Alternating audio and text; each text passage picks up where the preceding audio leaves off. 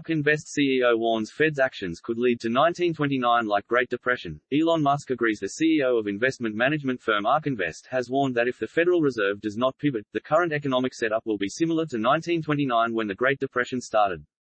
Tesla CEO and Twitter chief Elon Musk agreed. She explained that the Federal Reserve raised interest rates to squelch financial speculation in 1929, followed by Congress passing the Smoot-Hawley Tariff Act in 1930, which put more than 50% tariffs on over 20,000 goods and pushed the global economy into the Great Depression. If the Fed does not pivot, the setup will be more like 1929, she warned. Tesla, SpaceX, and Twitter boss. But our resources aren't limitless.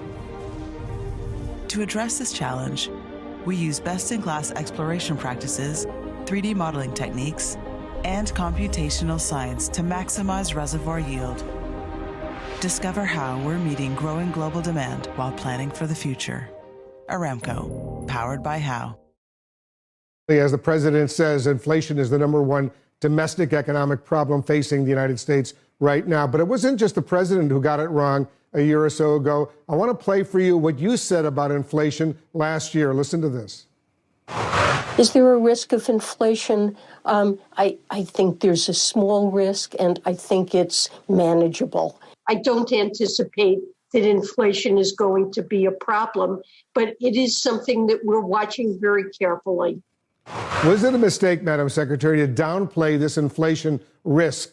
Did that contribute to the problems we're all seeing right now?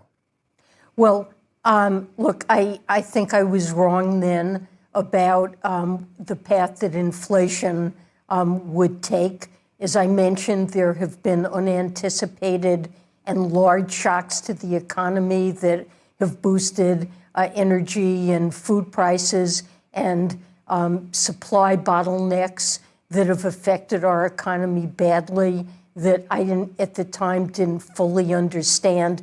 But we recognize that now. The Federal Reserve is taking the steps that it needs to take. It's up to them to decide what to do.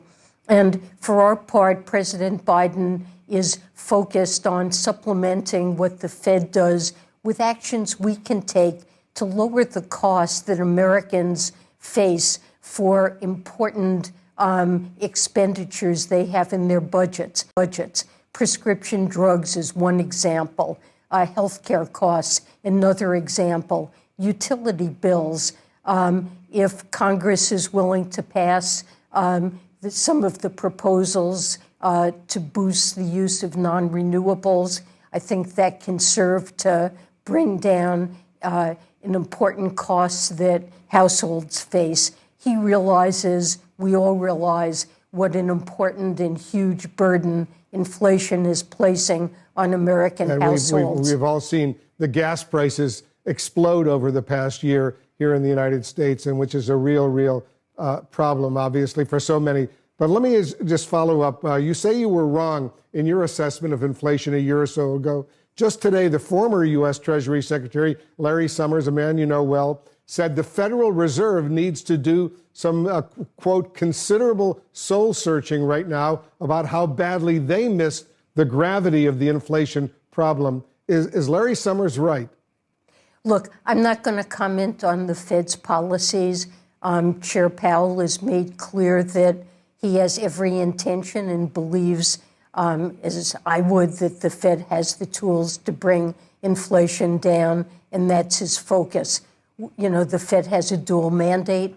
The economy is, I think it's fair to say, operating at full employment with the strongest job market in generations. Inflation's too high, and it's got to be brought down. Is it going to get worse in the short term? Well, you know, core inflation has come down. It's still too high, but in recent reports, we've seen it move down, and that's an encouraging sign. But oil prices are high. Russia continues to wage war against Ukraine.